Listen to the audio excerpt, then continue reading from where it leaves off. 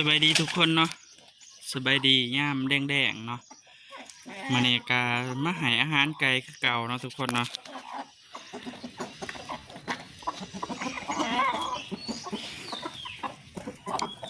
ก็ฝากเบิ่งคลิปยาวไว้เด้อทุกคนเขาฝากเขาไปดูคลิปยาวนำแน่เนาะทุกคนเนาะขอบคุณทุกคนเนาะที่เขาเบิ่งคลิปยาว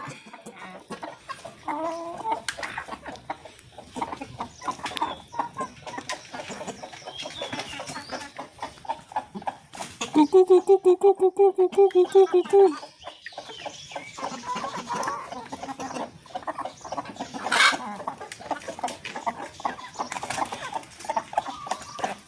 มันนี่ก็มีโอเครูปเนาะทุกคนเนาะใบบีรูปมาใส่เพราะว่าตัดออกแล้ว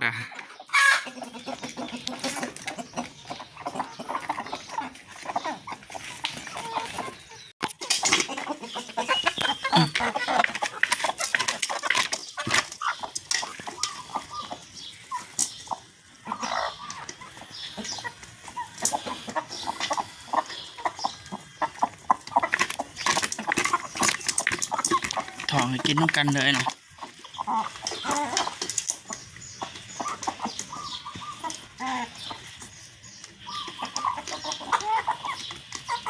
นับไก่ก่อนเนาะ2 4 6 8 10 12 13ตัวแมนบอลเนี่ย2 4 6 8 10 12 13นะทุกคนนะ13ตัวเนาะ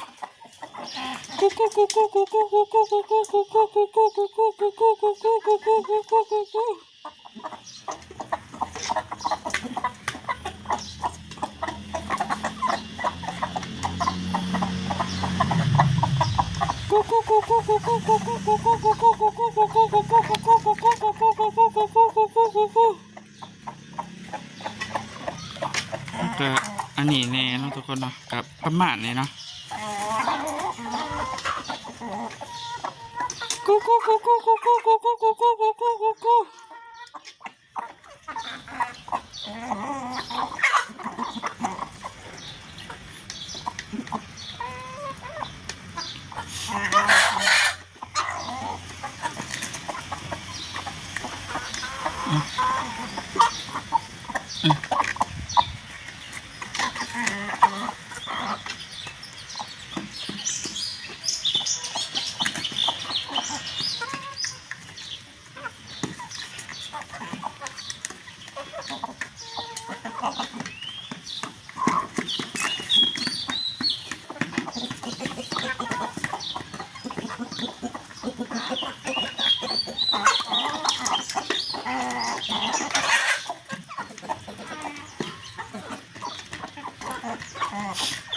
เขาหายร้ายไปเนาะวันนี้เขาก็จะหายแน่น้อยแล้วปะนะ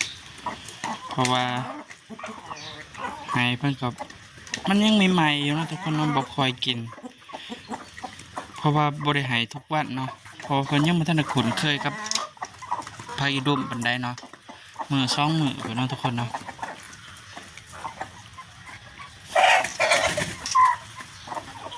กูกูกูกูกูกูกูกูกูกูกูกูกูกูกูกูกูกู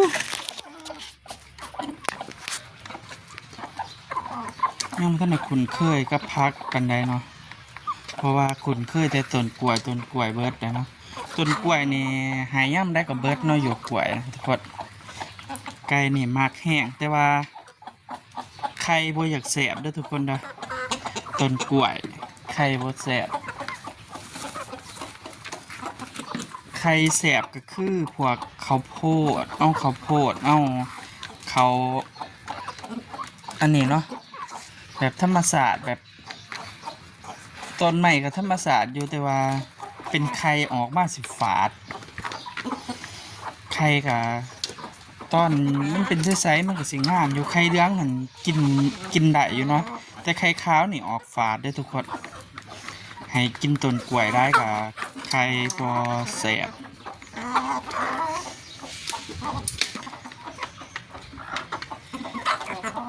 ถ้าไข่แสบก็คือเป็นพวกหัวอาหารเนี่ยเนาะเพราะว่า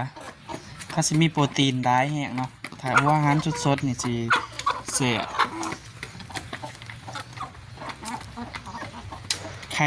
ข่ขาวสิบฝาดถ้าเป็นข้าวโพดเนาะข้าวเกลือโดยข้าวโพดสดแล้วก็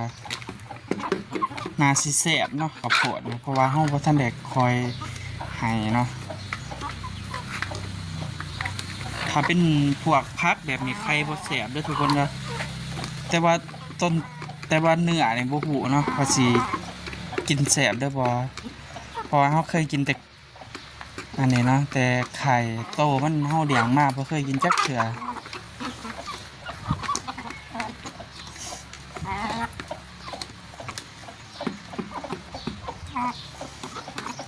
บ่ต่างหยังกับไข่ไก่บ้านธรรมชาติทุกคนแบบว่าเฮาเกลือแบบข้าวสารข้าวเปลือกนี่สิแซ่บไข่มันต่างกันกับหัวอาหารเลยบัดไห้ธรรมชาติแบบพักแบบเป็นยังนี่กับบ่แซ่บดอกทุกคนลองเบิ่งเด้อทุกคนเนาะเพราะว่าผู้ใดเลี้ยงไก่นี่ลองไปกินเบิ่ง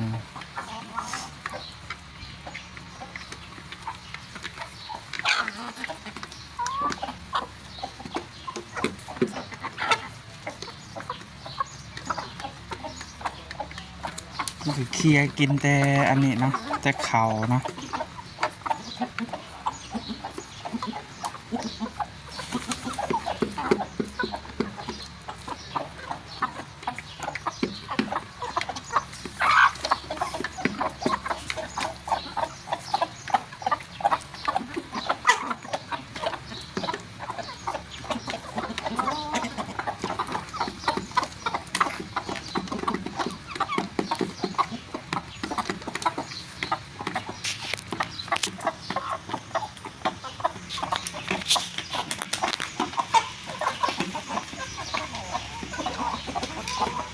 นั่นก็คู่ให้เด็บเลยนะเพราะว่าอันนี้ไก่ปีกฮักเนาะทุกคนนะ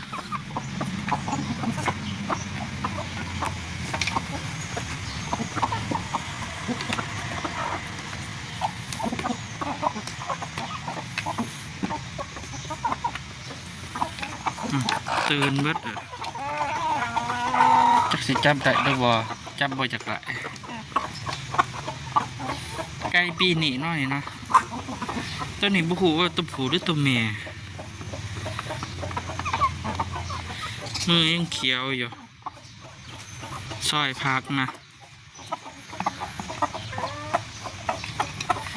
อันนี้ขุดนะเนี่ยไก่ไข่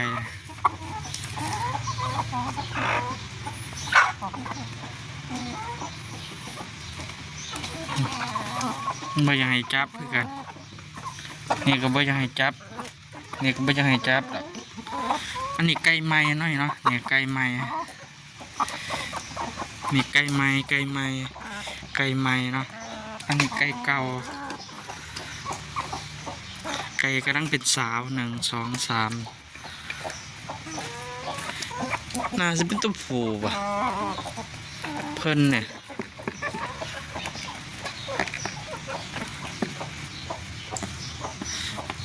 มึงต้องแม่เดี๋ยวเนาะ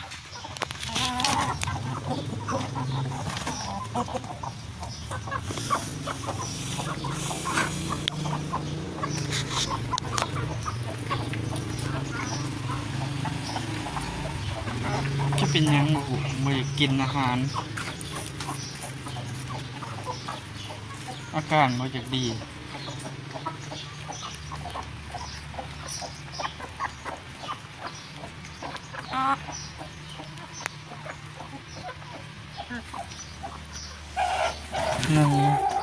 หนึ่ง2 3 4หาโตเนาะไก่ขาว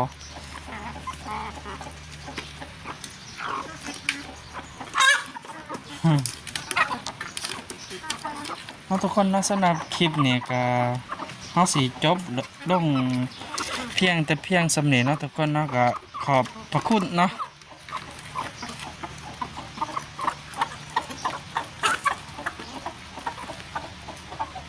ขอบคุณนะทุกคนนะปิดคลิปเดี๋ยวทุกคน